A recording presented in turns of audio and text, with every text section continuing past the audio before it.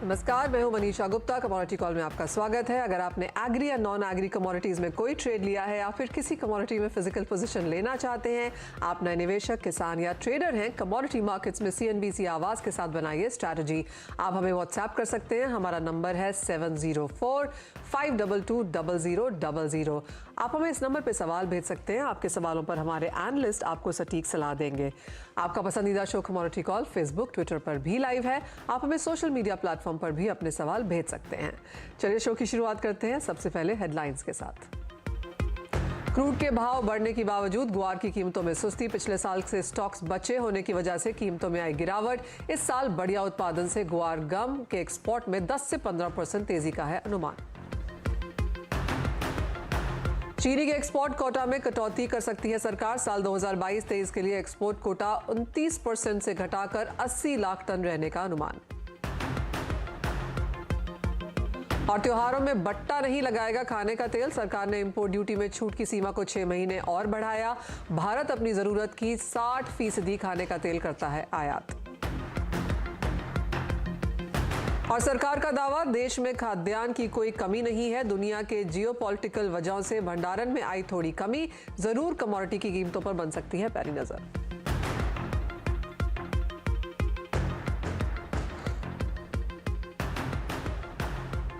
हमारे साथ जुड़े हैं एंजल वन के प्रथमेश माल्या और एसएमसी ग्लोबल सिक्योरिटीज की वंदना भारती। आप दोनों का कार्यक्रम में स्वागत है। आपसे पहले जानना चाहेंगे प्रथमेश, कैसे देखते हैं आप बाजार, आपकी टॉप पिक्स कहां हैं? Good evening Manisha. आज के टॉपिक्स में दो कमोडिटी स्ट्रेटजी के तौर पर देखी जा सकती है। एक तो क्रूड ऑयल अक्टूबर वायदा 6860 पे सेल करने की सलाह रहेगी। 6950 का स्टॉप रहेगा।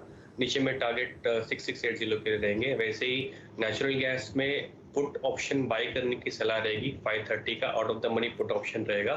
38 पे मिल रहा है। स्टॉप लॉस 32 का रहेगा। टारगेट 60 के लिए रहेगा। ऑलराइट, तो ये राय है यहाँ पर एनर्जी पैक में आती हुई। वंदना, आप कैसे देखती हैं एग्री स्पेस और आपकी टॉप पिक्स क्या हैं? जी मनीषा, आज मिक्स व्यू है यहाँ पे और मुझे लग रहा है कि एक कमोडिटी है टर्मरिक जो काफ़ी कमज़ोर होकर ट्रेड हो रही थी। अब यहाँ पे थोड़ा राइवल्स जो है वो कम हुआ है और इसका एक इजाफा मिल रहा है, फ़ायदा मिल रहा है कमोडिटी को। यहाँ पे मैं बाइंग की सलाह दूंगी। मुझे लग रहा है कि 7000 पे बाय करना चाहिए। 7100 टारगेट होगा। यहाँ पे स्टॉप लॉस 6950 का।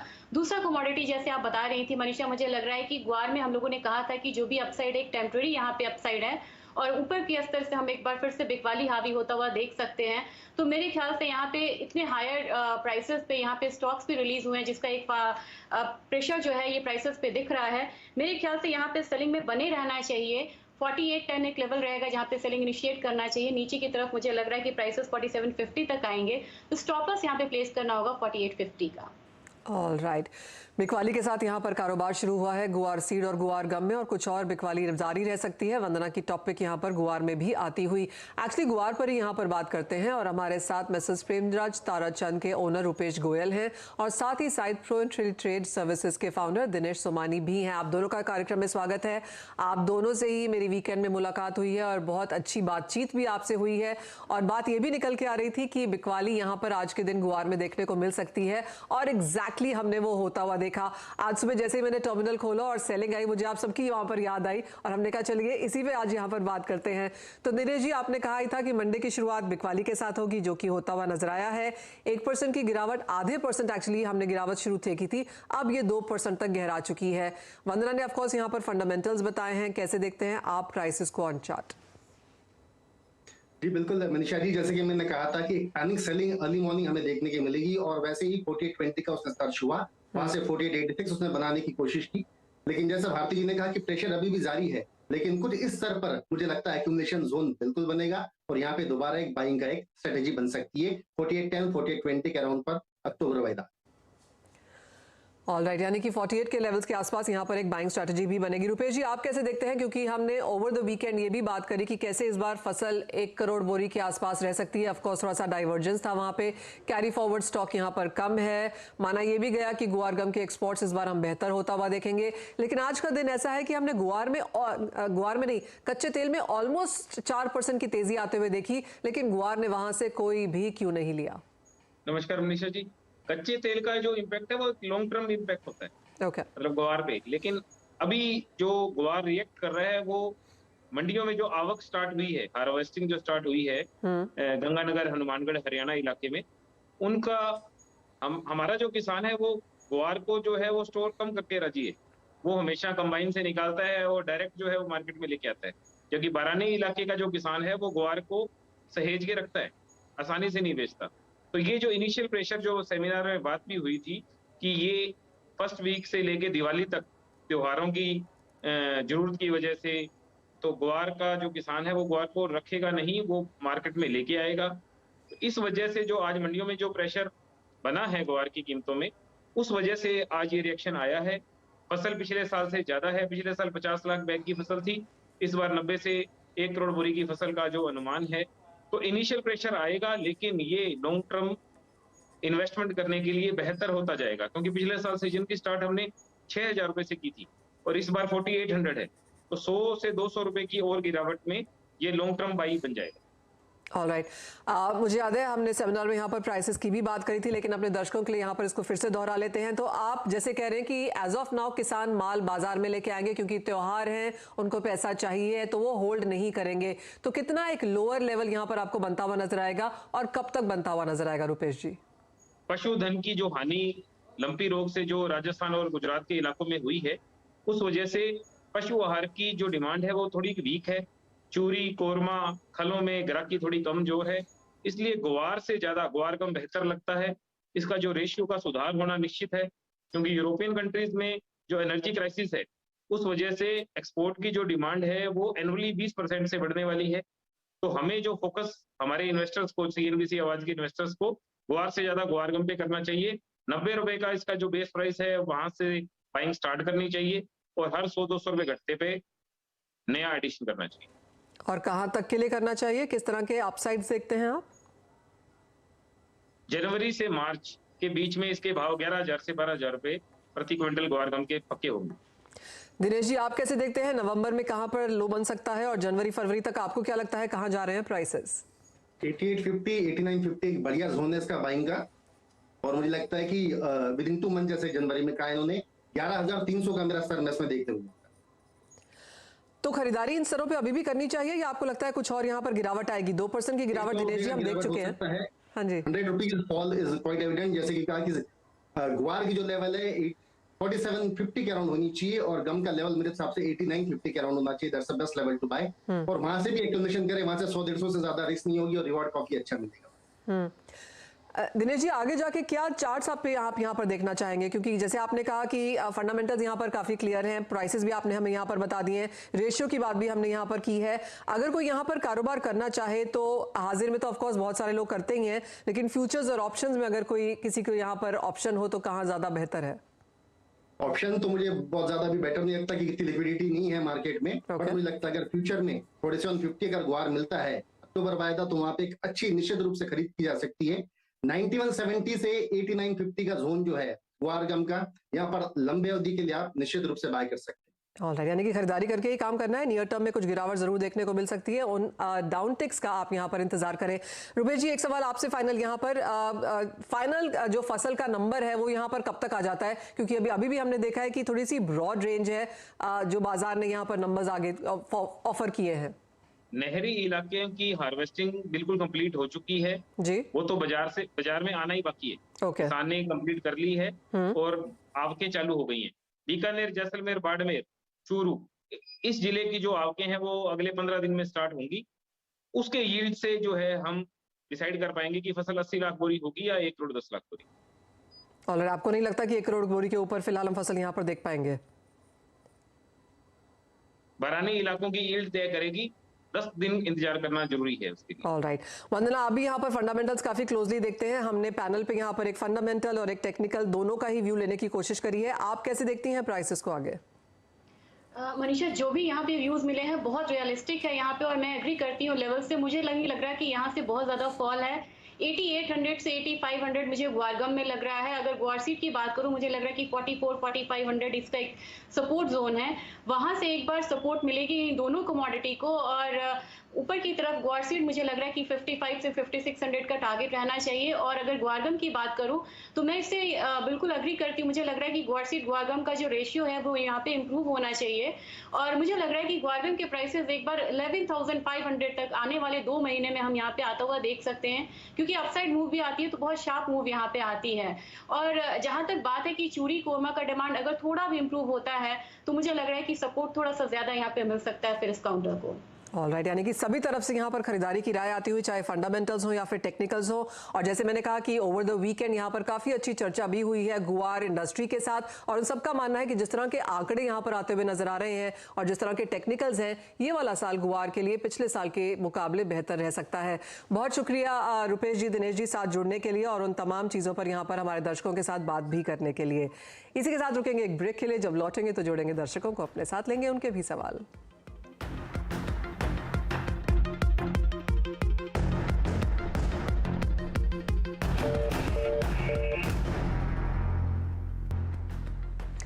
आपका स्वागत है और आपको बता दें कि जल्द आने वाली नई शुगर एक्सपोर्ट पॉलिसी में सरकार कुछ बदलाव कर सकती है। ऐसा माना जा रहा है कि सरकार 2022-23 के लिए एक्सपोर्ट कोटा 29% तक घटा सकती है और sugar export quota 80 lakh ton तय कर सकती है। सरकार ने साल 2021-22 के लिए 1 करोड़ टन चीनी एक्सपोर्ट का कोटा तय किया था। और साथ ही उपभोक्ता और खाद्य वितरण मंत्रालय ने 2 अक्टूबर को प्रेस रिलीज जारी कर जानकारी दी है कि देश में खाद्यान्न की कमी नहीं है। घरेलू जरूरतों के लिए देश में पर्याप्त खाद्यान्न का स्टॉक है। एक तरफ गेहूं चावल की रिटेल और होलसेल कीमतें कम हुई हैं, तो वहीं दूसरी ओर पिछले हफ्ते आटे के भाव में बढ़त हमने आते हुए नहीं देखी है। साथ ही खाने पीने की जरूरती जो चीजें हैं उन कीमतों पर सरकार ने कहा है कि उनकी नजर लगातार बनी हुई है। हालांकि पिछले 2 सालों में MSP के हिसाब से गेहूं और चावल की कीमतों में कुछ उतार चढ़ाव जरूर देखने को मिला है और कुछ जियोपॉलिटिकल कारणों से भी स्टॉक में जो सरकार इकट्ठा करती है उसमें कुछ कमी आई है। तो ये तो बात हुई एग्रीकल्चर कमोडिटीज की, लेकिन अब दर्शकों को अपने साथ जोड़ने का भी समय है और सबसे पहले हमारे साथ संभल से अशोक कुमार जी फोन लाइन पर हैं। अशोक जी नमस्कार, क्या है आपका सवाल? नमस्कार मैम जी। अक्टूबर कॉन्ट्रैक्ट में 1005 की 2 लॉट बाइंग कर रखी है और आगे भी पूछना था कि आने वाले फ्यूचर में 1200-1300 का रेट देखने मिल सकता है इसमें या नहीं? ऑलराइट, मेंथा तेल में हमने पिछले कुछ समय में जरूर उठापटक आते हुए देखी है, लेकिन वंदना क्या लगता है, और जैसे अशोक जी कह रहे हैं उतनी बढ़त क्या यहाँ पर आने वाले समय में देखने को मिल पाएगी? मनीषा, एक बहुत बड़ा चेंज है इस बार मेंथा ऑयल में। सिंथेटिक मेंथा का काफी ज्यादा यहाँ पे एक्सपोर्ट किया गया है, खासकर मलेशिया और जर्मनी की तरफ से। और ये जो नंबर्स है ये बहुत बड़ा नंबर्स है। तो मुझे लग रहा है कि अभी जो अपना डोमेस्टिक जो मेंथा ऑयल है इसका डिमांड थोड़ा सा उससे सफर कर सकता है। प्राइसेस मैं हायर साइड देना चाहूंगी, लेकिन मुझे लग रहा है कि एक बार लिमिटेड अपसाइड हो सकता है 2022 में मेंथा ऑयल में। विंटर डिमांड के साथ मुझे लग रहा है कि हो सकता है कि प्राइसेस एक बार हम 1150 आता हुआ देखें, लेकिन उससे ऊपर की जो प्राइस रेंज है वो मुझे एक्सपेक्टेड नहीं है 2022 में। तो एक रेंज रहेगा नीचे की तरफ 950, ऊपर की तरफ मुझे लग रहा है कि 1150। और क्लोजिंग जो है फिलहाल के ट्रेड में मुझे लग रहा है कि 1020 से ऊपर की जो क्लोजिंग है टेक्निकली वो बहुत इंपॉर्टेंट है। ऑलराइट, मेंथा तेल नहीं सिंथेटिक मेंथा तेल बाजार अपना रहा है और उस वजह से मेंथा के प्राइसेस में लगातार गिरावट है। आज भी आप देख सकते हैं 0.25% की मंदी के साथ कारोबार है। आगे बढ़ेंगे और रोडकेला से बिस्वजीत जी को अपने साथ फोन लाइन पर जोड़ते हैं। नमस्कार बिस्वजीत जी, आपका सवाल क्या है? हेलो, मुझे एक्चुअल में ये जानना था कि क्रूड ऑयल का आगे का मूवमेंट क्या रहेगा। मैंने 80 पे शॉर्ट किया हुआ है, $80 पे यहाँ पर शॉर्ट किया है और उसके बाद हमने बढ़त आते हुए देखी है। प्रथमेश, क्या राय है, क्या मूड है और कच्चे तेल में एक नियर टर्म मीडियम टर्म के लिए क्या व्यू है? आई थिंक इनको अगर शॉर्ट किया है तो पोजीशन ओपन रखना चाहिए और नीचे जो है 6680 और 6600 ये 2 पॉसिबल भाव देखने को मिल सकते हैं। मेरे ख्याल से ये जो आज का मूव है वो क्लियरली लॉपसाइडेड है। यहाँ पे इनफैक्ट आप और भी सेल कर सकते हैं, ऐड कर सकते हैं अपनी पोजीशन को और बेहतर एवरेज कर सकते हैं। ओवरऑल ट्रेड का स्टॉप रहेगा आपको 6950 का। नीचे में काफी डाउनसाइड आने की पॉसिबिलिटी देख सकते हैं। ऑलराइट, जो आज तेजी है ऑफ कोर्स इसलिए है कि ओपेक एंड एलाइज शायद यहाँ पर आउटपुट में कटौती कर सकते हैं, इसलिए 4% की बढ़त आपकी स्क्रीन पर। लेकिन जैसे प्रथमेश कह रहे हैं कि शायद बहुत लंबी ये तेजी ना चले। हमारे साथ अब राजस्थान से नितिन जी फोन लाइन पर है। नमस्कार नितिन जी, आपका सवाल क्या है? नमस्ते मैम मेरे पास 2 लॉट्स है 5 kg सिल्वर के। मैंने सेल कर रखे 57,500 रुपए पे। ऑलराइट, चांदी बेची है 57,500 पे। प्रथमेश, यहाँ पर क्या राय है? आई थिंक यहाँ और ऐड कर सकते हैं 57,800 पे, और ओवरऑल ट्रेड का स्टॉप 58,340 रखना चाहिए, टारगेट 56,700। इस काउंटर में और भी गिरावट देखने की उम्मीद कर सकते हैं। कितनी गिरावट रहेगी प्रथमेश, क्योंकि ये वैसा ये त्योहारी सीजन भी है जहां पर हम सोना चांदी लोगों को खरीदता हुआ भी देखेंगे, तो क्या रेंज बनती हुई देखेंगे आप चांदी में इस क्वार्टर के लिए? आई थिंक अराउंड 58,000 59,000 के आसपास ऊपर वाला रेंज है, नीचे में अराउंड 56,000 ये रेंज में रहेगा। 3,000 रुपीज का रेंज में पॉसिबल ये क्वार्टर में आपको देखने को मिल सकता है। तो समवेयर ऊपर में मेरे ख्याल से इंटरेस्ट रेट हाइक्स और पॉसिबल दिखाई दे रहे हैं, तो ऊपर वाले भाव पे सेल करने की सलाह रहेगी। मेरे ख्याल से करेक्शन जारी रहेगा आने वाले ट्रेडिंग सेशंस में इस काउंटर में।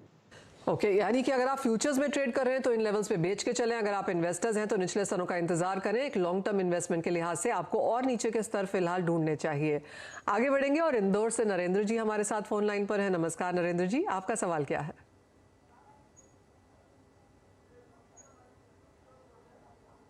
नरेंद्र जी से यहाँ पर संपर्क टूटता है, लेकिन अभिषेक जी हमारे साथ भोपाल से फोन लाइन पर हैं। अभिषेक जी, आपका सवाल क्या है? हाँ मैम, गुड इवनिंग। मेरा सवाल है कि मैंने लास्ट एक्सपायरी में एक गोल्ड बाय किया था 51,942 रुपए में, और मैंने इस एक्सपायरी में इसका रोल ओवर किया 49,745 में जी। तो मैं जानना चाहता हूँ कि मेरा जो 52,000 के आसपास का जो रेट है, क्या वो इस एक्सपायरी में आ सकता है? ऑलराइट, सोने में यहाँ पर ट्रेड किया है, 52,000 की उम्मीद है। प्रथमेश, क्या राय है? Not possible. I think rising interest rate scenario, stronger gold, stronger dollar index, ये पॉसिबल फेवर में नहीं है गोल्ड के। अपसाइड आपके भाव पे आने तक नहीं है, बट ये मोमेंटम रह सकता है इस हफ्ते में ही। इस हफ्ते नेक्स्ट 2 वीक्स के लिए पॉसिबल है 51,000 का भाव देखना, बट 52,000 इस एक्सपायरी में थोड़ा मुश्किल दिखता है। तो प्रथमेश, क्या करना चाहिए इनको फिर, क्योंकि अभिषेक ने यहाँ पर रोल ओवर भी किया है, तो क्या करें अपनी पोजीशंस का? आई थिंक 50,100 और पॉसिबली 50,000 के नीचे भी एक बार ये जाता हुआ काउंटर दिखता है। तो मेरे ख्याल से अगर ये फिलहाल लॉस पर ही दिखाई दे रहे हैं, मेरे ख्याल से और नीचे जाए उससे बेटर है कि ये एग्जिट कर लें। ऑलराइट, पोजीशन यहाँ पर निकाल लेनी चाहिए। 52 इस एक्सपायरी में दिखेगा, उसके चांसेस थोड़े से यहाँ पर मुश्किल हैं। इंदौर से नरेंद्र जी हमारे साथ आप फोन लाइन पर हैं। नमस्कार नरेंद्र जी, आपका सवाल क्या है? नरेंद्र जी, आपको आवाज आ रही है? ओके, नरेंद्र जी का क्वेश्चन ले लेते हैं। कोकुड 2,450 दिसंबर का बाय किया हुआ है, क्या करना चाहिए? वंदना, क्या राय देंगी? मनीषा, एक चीज देखिए तो कॉटन काउंटर में जो कोकुड हो चाहे कॉटन हो, यहाँ पे एक रिबाउंड आता हुआ हम देख रहे हैं और लगातार एक फॉल भी थी। तो लोअर लेवल बाइंग है, एक वैल्यू बाइंग है, बहुत ज्यादा नहीं, लेकिन मुझे लग रहा है कि प्राइसेस जो दिसंबर कॉन्ट्रैक्ट है वो करीब 2450 एक बार आ सकता है, 2450 से 2460। हालांकि जो स्टेबिलिटी है वो यहाँ पे नहीं लग रहा है कि ऊपर की साइड आएगा और वहाँ पे स्टेबल होगी मार्केट, लेकिन ये प्राइसेस आएगा तो मेरे ख्याल से उन्हें यहाँ पे एक बार होल्ड करना चाहिए। साथ में एक स्टॉप लॉस यहाँ पे लगा के चल सकते हैं 2290 का। ऑलराइट, तो नरेंद्र जी आपके लिए यहाँ पर राय है, जो आपकी पोजीशंस हैं उसके सामने ये स्ट्रैटेजी यहाँ पर वंदना ने बताई है। लेकिन इसी के साथ शो समेटने का भी समय है। प्रथमेश, वंदना, एज ऑलवेज बहुत शुक्रिया साथ जुड़ने के लिए और उन तमाम स्ट्रैटेजीज में मदद करने के लिए। इसी के साथ मुझे दीजिए इजाजत, ब्रेक के बाद लेकर आएंगे आवाज समाचार।